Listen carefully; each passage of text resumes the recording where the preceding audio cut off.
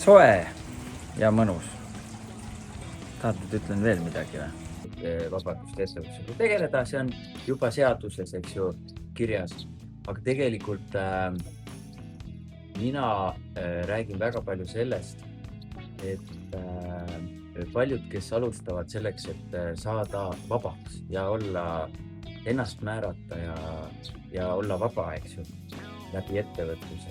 See tundub väga peibutav ja vahva asi, aga siis nad avastavad, et nad on endale karmimad tööandjad.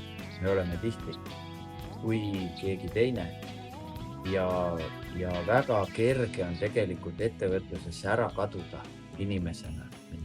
Aga kuidas hoida seda tasakaalu, et sa oled ettevõtja, aga see on ainult osa sinust.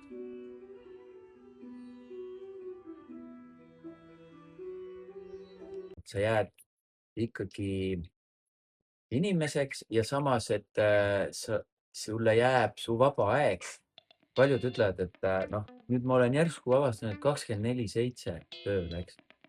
Ja siis ma muudkui teen ja öösel mõtlen, ketran peas mõtteid.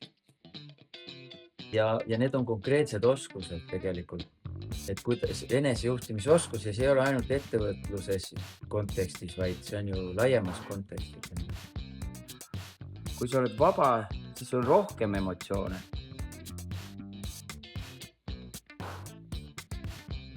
Aga nad ei kontrolli sind, sa ei ole nende vang. Vaid sa oled nende meister.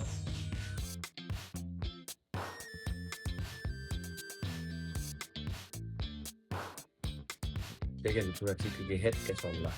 Ja kui me vaatame nagu tulevikku, et mida saavutada, siis on väga kerge see hetk maha magada. Selge on see, et kui sa midagi alustad, siis see võtab rohkem energiat sellel hetkel. Aga siis tuleb seda enam jälgida, et sa ennast katki ei tee, üle ei pinguta. Ja ettevõtlust alustades on tegelikult hea mõelda exit plan, et mis see on tegelikult, miks ma alustan ettevõtlust. Kas ma tahan saada miljonäriks, väga okei eesmärk. Kas ma tahan saada vabadust või midagi kolmandat, neljandat. Ja siis hakkadki neid süsteeme ja kogu seda ettevõtlust selle kaudu üles ehitama, sest tihti see algab ju ühest inimesest. Ja kui sa mõtled, et nii, nüüd ma teen aasta 2-3 tööd ja siis jõuan sinna, siis võib juhtuda, et see kogu aeg nihkub edasi. Et tegelikult see, et kuidas, et sa pead kohe hakkama praktiseerima seda, mida sa tahad saavutada. Fake it until you make it, Mis tunne sul on, kui päike loojub õhtul? Kas sul on selleks ajaks selline hea rahutunne, et sa oled teinud piisavalt ja aitab küll ja õigel ajal tuleb lõpetada? Või sul jääb see ärevus sisse tihti, kui sa lähed puhkusele või ka õhtul, et ma oleks pidanud olema tublim, ma oleks pidanud rohkem tegema. Ja kas selles on vabadust sinu jaoks? Kuidas sa tunned?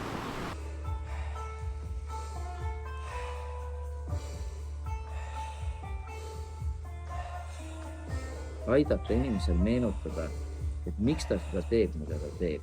On ta siis palgaline juht või veelgi enam on ettevõtja. Ja aidata tal uuesti leida üles see kirg, mis on võib-olla mattunud igapäevatoimetuste ja sellise, kellel siis kerge ja kellel suurema stressi alla. Ja aidata tal näha, kuidas on võimalik usaldada elu, on võimalik usaldada ka kõiki selle osasid, kaasa arvatud teisi inimesi, eks ju, ja oma siis töötajaid või partnereid. Ja et kuidas leida taaskord see kergus ja vabadus selles tegemistes ja lasta lahti sellest kontrolli illusioonist, sest kontroll on illusioon. Me arvame, et me kontrollime, aga tegelikult elu viskab vimkasid ja selliseid vahvaid vahvaid väljakutseid meile ja nüüd on meie valik, kas meile tundub, et need viivad meid kursilt kõrvale, kuhu meil oli plaan ja siis nüüd me ei saa minna, eks ju. Või me võtame seda hoopis märkidena ja tagasisidena, et okei, võimalus. Ole endaga hell ja võta kergelt niimoodi, et selleks hetkeks, kui sa oled siin ja sul on sellised lained, et siis pigem mine surfama või ujuma. Mitte ära ole oma peas, et ma peaks veel tööd tegema. Sellepärast, et see töö tegemise hetk, see 2-3 tundi päevas, kus sa oled tegelikult terav ja fokusseeritud. Sellest peaks piisama, et teha ära need asjad, mis on vajalikud sinu eduks, sinu sissetulekuks, sinu vabaduseks. Kui ma tulin esimesel talvel Balile, tulingi selle mõttega, et ma ei tule puhkama nii nagu tullakse, on ju, digital nomad, et teen tööd ka. Siis mul oli see hirm, et äkki ma kaotan kontakti ära oma ettevõttega, Eestiga, klientidega ja võibki juhtuda muuseas nii, et siin on nii chill olemas ja üldse juba Hispaanias ja soojadel maadel on ju, siestad ja kõik, et see mañana kultuur. Oled 2 nädalat ja hakkad olema selle kultuuri osa, on ju. Aga siis seda enam tuleb olla hetkes ja tuleb siis olla fokusseeritud ja täpne. Et sa ei ole mitte lodev ja lihtsalt kogu aeg nagu meritäht rannas, eks, vaid see tegelikult istumine ja mitte midagi tegemine ei ole tegelikult mitte midagi tegemine, kui sa oled tähelepanelik ja fokusseeritud, et sa mõtled. See on tegelikult kõige tootlikum ja raskem töö. Ja siis sa teed õiges järjekorras, õigel hetkel, õiged asjad ära. Ja nüüd, mida mina olen näinud elus, on see, et üks hingamisguru Leonard Orr ütles ikka, et vali väga hoolega oma keskkonda, sest keskkond on tugevam kui sina.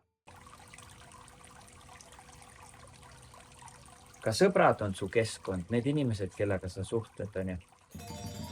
Ja nüüd, kui sa leiad sellise keskkonna, mis toetab sind, siis sa pead selle võrra vähem pingutama.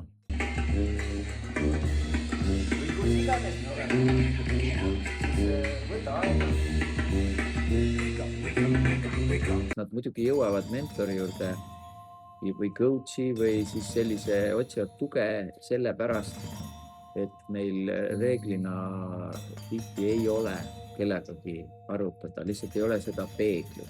Neil on kõik tarkus ja teadmised tihti olemas, aga neil on vaja kellegagi nagu neutraalsega ja samas võrdsega, kes tast aru saab, arutada asju läbi, sest et mõnele toimib ka kõvasti rääkimine ja peegliga rääkimine, eks ole.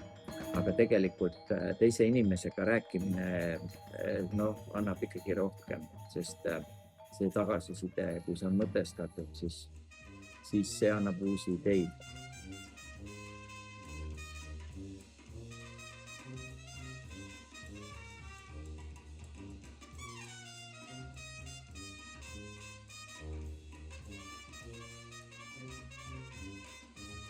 Et soojadel maadel on see eelis, mida nüüd vaadates paljud ei kasuta tegelikult. Et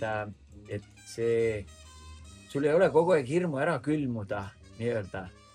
Annab sa ei pea sellega tegelema.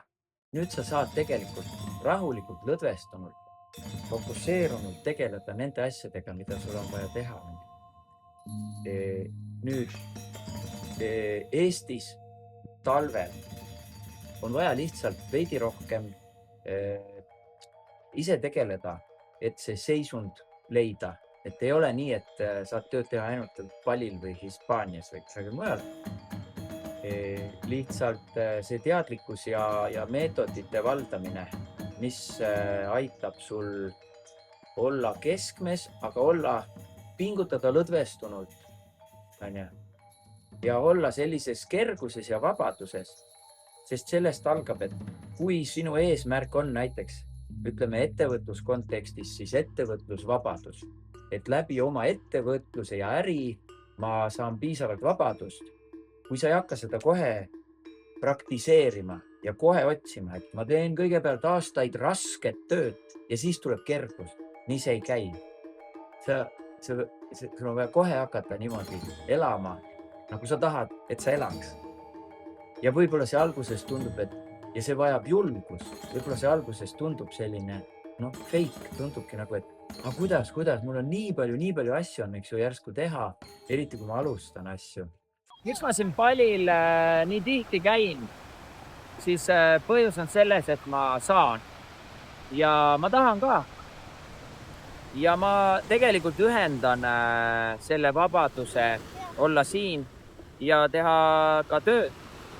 Et ei pea tulema 2 nädalaks ja proovima kiiresti puhata, vaid tegelikult ta võib tulla siia palile lihtsalt chillima, võtta oma aega ja süüa head toitu, käia jalutada rannas, suhelda inimestega ja samas hoida ka oma ettevõtluse ja kõik ärid väga heas seisundis ja nendega tegeleda. Kui ma esimest talve tulin palile ja mõtlesin, mis mu äridest saab, kuidas kliendid hakkama saavad, siis ma avastasin, et kõik läks paremaks.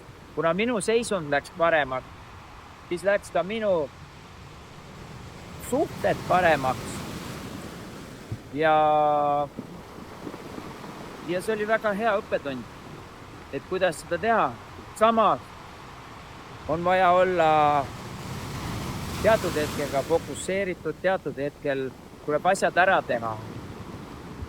Ja see oleks võib-olla kõige olulisem, üks viimase aja õppetund on see, et kuidas ja missugune on see sellise lõdvestumise ja pingutuse vahekord. Siin on lisaks kliimale on ka see nende usk ja kultuuriline kontekst selline, mis ei ole meile, mis on eksootiline, aga ei ole võõristav liiga.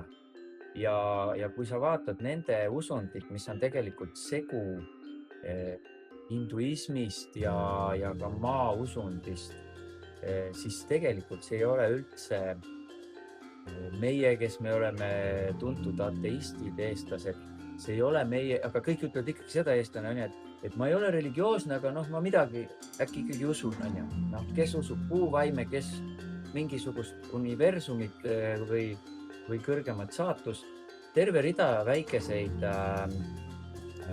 tseremooniaid, igapäevaseid tegemisi, mis tegelikult väga hästi toetavad elu ja mida nad teevad orgaaniliselt elu osana, nad ei eralda ära, et ma teen hommikul süüa ja siis tegelen lastega ja siis ma lähen ühel hetkel, kui mul on aega, lähen kirikusse, eks ju, näiteks. Vaid see, mis ka budism õpetab, et meditatsioon ei ole mitte see, et sa istud jalad ristis maha, paned silmad kinni ja nüüd siis, eks ju, oled selles asendis ja siis, vaid meditatsioon on kogu päev ja kogu öö. Et kui sa oled tähelepanus, kui sa oled rahus ja sellises nagu heatahtlikkuses, teadlikult, siis see ongi meditatsioon ja siis see nimetatakse eluks.